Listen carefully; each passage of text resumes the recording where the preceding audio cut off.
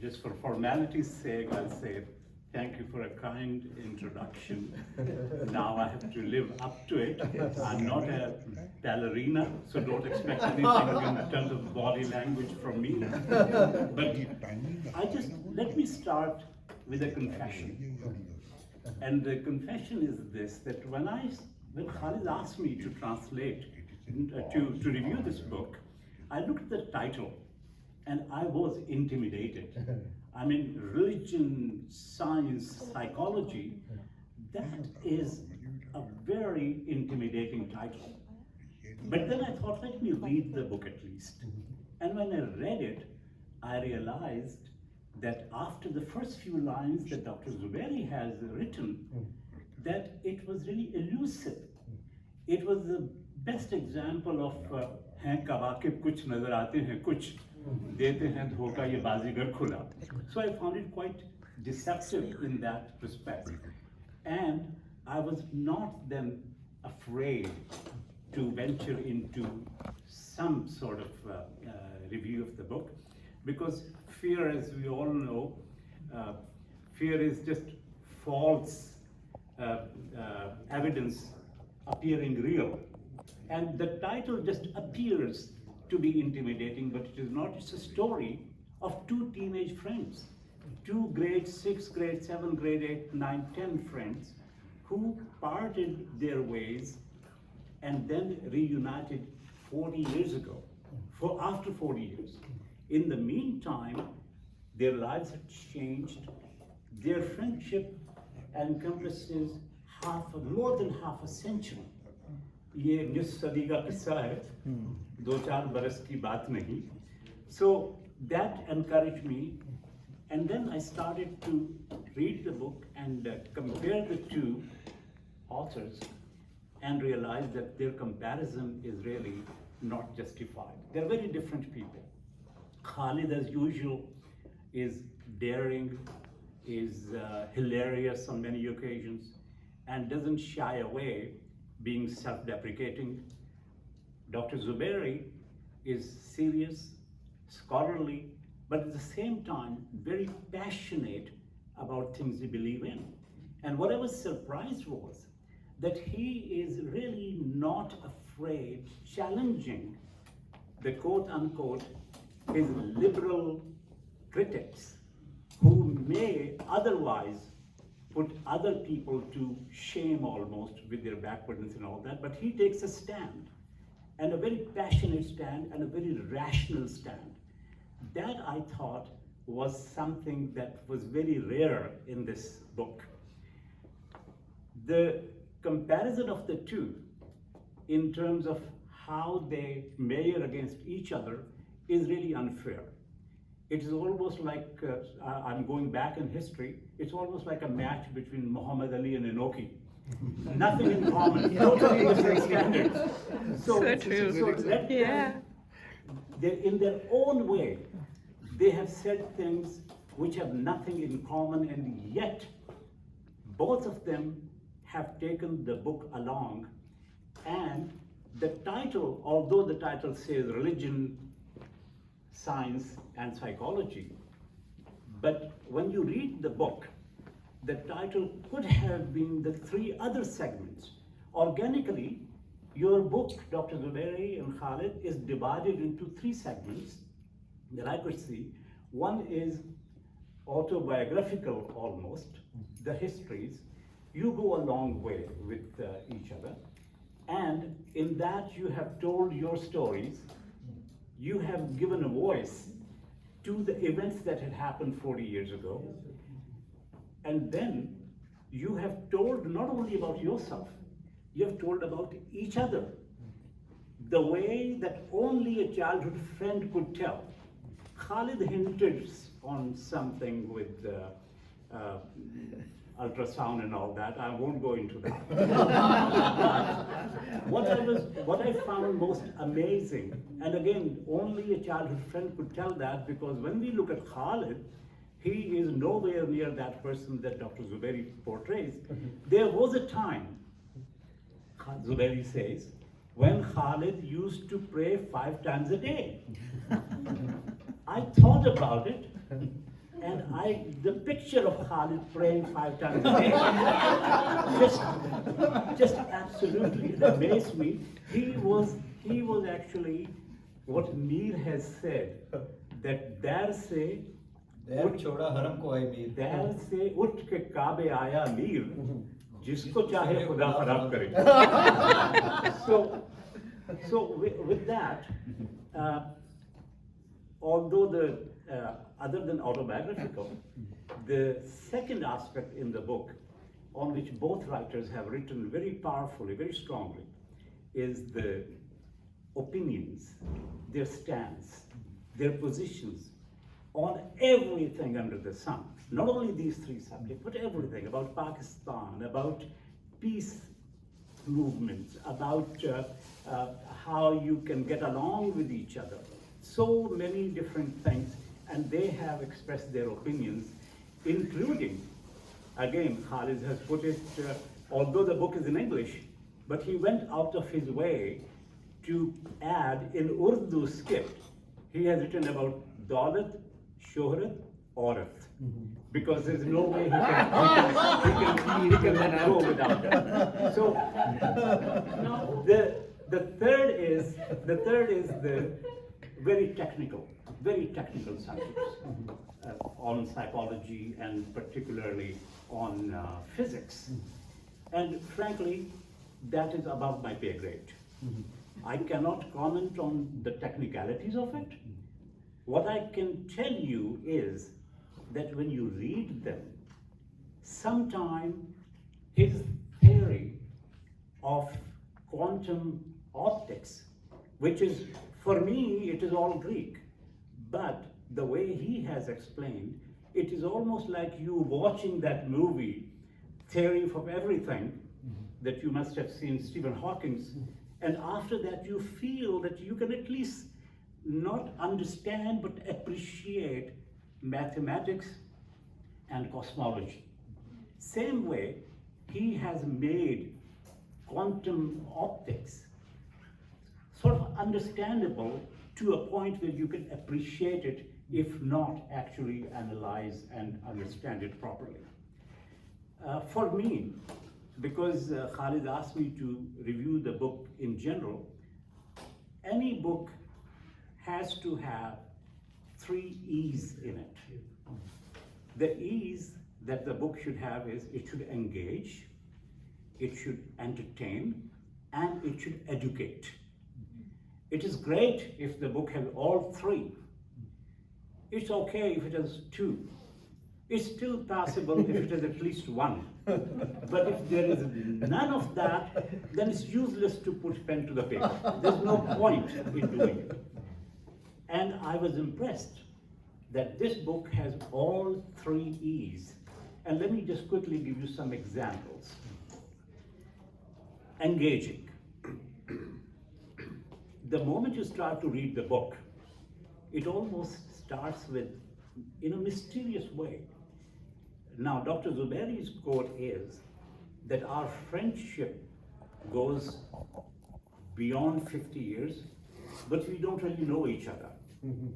And that kind of mysterious for us, for the reader. How come you can be great friends, but really not know each other? So there he tries to make it sort of suspenseful Ibn Safi kind of a book. So you get engaged. You can't then put the book aside and you say, well, okay, no, I don't want to read it. You are engaged, and that engagement means that now at least you're going to read that book. And same way, you really wonder where this 40 years then pass by. They lose track of each other, and you don't know where this bromance would be heading. And the engagement from Khalid's point of view comes when he talks about his father. His father, a Sufi, a teacher, a mystic, he actually impacted not only Khalid, but also Dr. Zubairi.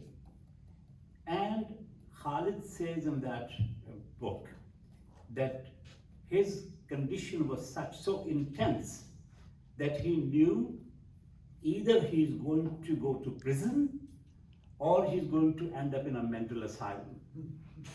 Now, I know he didn't go to prison. About mental asylum, well, Pyramid of the Heart accepted. I think he didn't go there either. But I can move on to the third E, which is entertainment. And the book really entertains.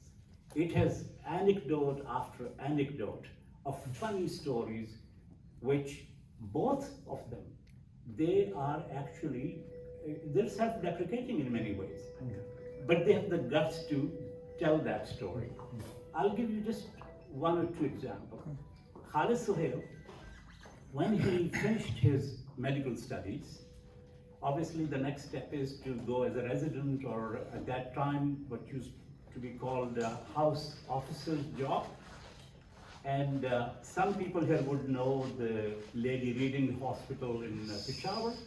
So he applies for, or he wants to go to the psychiatry department, which is not there. So he can't go there. Now guess what he chooses after that? He decides to go to gynecology, knowing that he is the only male there. Everybody else, the doctors, the staff, the patient, they're all female. And when some Pashtun women, and some people in the audience will know how traditional and how determined those Pashtun women can be, when some young women are hesitant to be examined by him, the head nurse tells them, "Sharma nahi, ye mard nahi hai, doctor hai."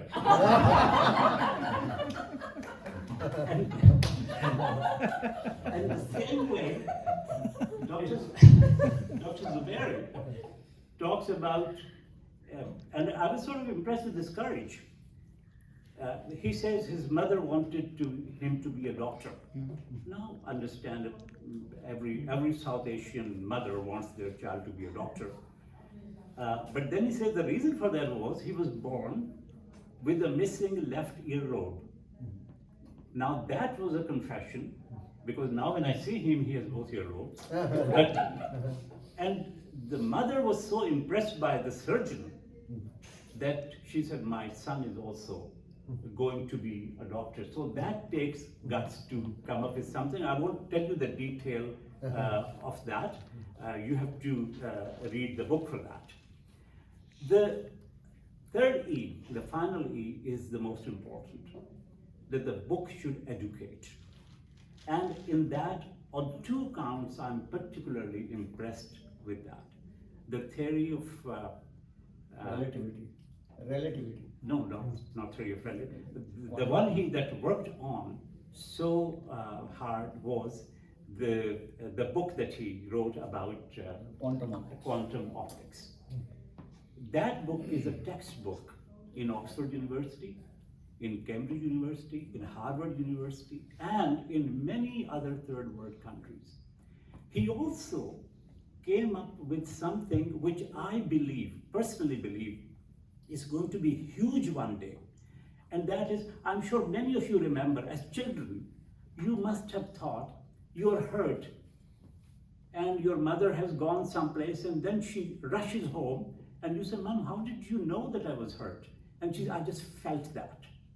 You know siblings who are living in this continent and their brother or sister in Pakistan gets sick and they feel that pain. They suffer here. And you really wonder, how is that possible? There must be something that travels, because physical particle is essential for any kind of communication. Even frequency in its own way can be physical. And what I was most impressed was that he came up with a thesis, which, if it is taken, and he told me just now that it is being taken very seriously, if it develops into something concrete, it can really change the world like the smartphone has changed the world, like Steve Jobs has changed the world. Because what it says is that you can actually communicate without any physical particles present. That's amazing. But he did not just say it in very heavy duty kind of terminology. He gave the title to this thesis as the carrier pigeon who was not there. Now, when I read that thing, I realized that carrier pigeon in Pakistan and India particularly, and especially in Punjabi music, Vasta Rabda tu Jani Kabutra, we have heard that song so many times. Now when we hear about that kabutar, we won't think of Musarat Nazir singing, dancing, we think of Dr. Zubairi. So it is, but it also educates in terms of the way they have explained education systems, the way they have explained technical stuff, the way they have talked about the problems facing Pakistan, facing the Muslim world, facing South Asia, facing humanity in general. So it is a very educational. But coming to religion, the segment that really interested me most was their segment on religion. Khalid has already mentioned something, Muharram and Ramadan, I won't go into that. But Khalid has a reputation of asking very direct and sometimes even very awkward questions. So he asked very directly. Sometimes people say, no, that one should not ask a question like that, but then it won't be Khalid. So he asked Dr. Zubairi if he believes in God. And the way Dr. Zubairi has carried it on, I was really impressed with that because he went all the way to Umar Khayyam, and you know that Umar Khayyam was no model for piety. Where Umar Khayyam said, Israri azal ra natudani unaman. Vi harf boimma natukhani unaman means that the secret of eternity, neither you know nor I know. This riddle, neither you have the key for that, nor I have the key for that. So anyone who tries to be a Mr. Know-All and tries to give you a certain answer that yes, God is there or God is not there, Dr. Zubairi says that it is almost the same thing, because when you say God is not there, you are committing the same error of certainty that an orthodox mullah would commit. And he also, in a very simple language, sometimes we struggle, we don't get words to express that, but he actually gives you the quotation that you can use in your discussions and in your arguments, that there's mystery, there's a need in a human being to believe in something more powerful, stronger, bigger than you are. And in that he's in good company, like Ghalib has said, Daro haram, aine takrar tamanna, bamandgi shauq tarashi hai panahi. We seek shelters. And we seek shelter sometimes even in humanism, even in atheism. An atheist can be as fundamentalist as a believer. And I think in that respect, the other question that I felt very uncomfortable with when Khalid asked him a direct question about Khatm Nabuwwat, about why revelations were stopped. So other than believing in God, why were revelations stopped? And I think that question can not only be awkward, that can be dangerous. In a society, in a Muslim society in South Asia, particularly in Pakistan, that is the stuff that the fatwas for a blasphemy are made of. And yet, I was so impressed with the answer that Dr. Zubair gave. He did not avoid the question. He very frankly admitted that, look, I'm a conformist. If you're born in a culture and you are not certain, you are 100% about one thing or the other, there's no harm in adapting the mores and folkways of that culture. So he said, I'm a conformist on the outside, but I'm a revolutionary on the inside, which means you can have your faith and you can still have your rationality. So he walks on a very tight rope between rationality and faith, and does it so successfully that the argument can be adapted by lots of people who are trying to meet this conclusion. I just very briefly would mention that Khalid Suhail also has talked about God, but in his own way. He mentions that God did not create man in his image. It is man who created God in his image. And that observation is also revealing that, you know, I'm surprised he has not yet claimed prophethood, although he has passed 40 by now. I'll just, one more comment about the style of the book. I noticed that Dr. Zubairi has allowed some bitterness to creep into his writing in one area, and justifiably so. And that bitterness comes from his experience in Pakistan. When his family was deciding whether to go to Pakistan or continue to teach in the United States, they decided to go to Pakistan. And there they were confronted with that dirty politics. That is almost a guarantee that anyone who sincerely wants to be of service will be rebuffed. How many of us know that we have tried to go back to be of some service, but our efforts were sabotaged because people did not want you there?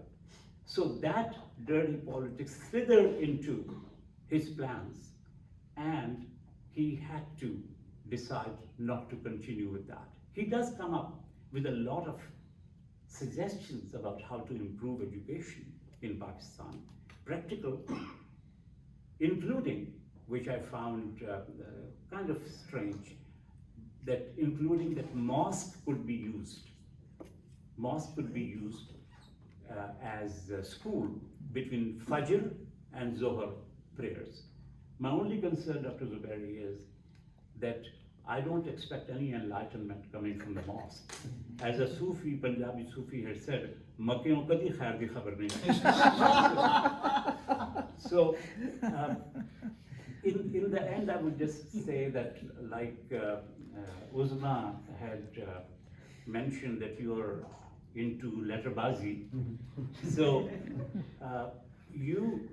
the book you have written about quantum optics, I don't think you need to write anything more to be recognized as a scientist, as a scholar, but on religion, social issues, this is your first book. And knowing Khalid, I can guarantee it's not going to be the last. So we will be looking forward to the sequel. The only thing that I want to finish on is that, for me, utility and usefulness is very important. Any book that is written for no purpose, just for art's sake, I belong to the tribe which says no, there has to be some purpose. And in this book, I found that it has that purpose. Khalid Suhail has summarized his green zone living, which can really help a lot of people, and it is helping a lot of people through your Hamsa and other programs. Dr. Zubairi has also talked about how the improvement can take place in our education. So you have tried to serve humanity, and to be a humanist, the criteria to be a good humanist is to be a good human being and serve that humanity, insan ki khidmat, which in your own ways you have agreed with Iqbal, खुदा के बंदे तो हैं हजारों, बनों में फिरते हैं मारे मारे, मैं उसका बंदा बनूंगा जिसको खुदा के बंदों से प्यार होगा। Thank you.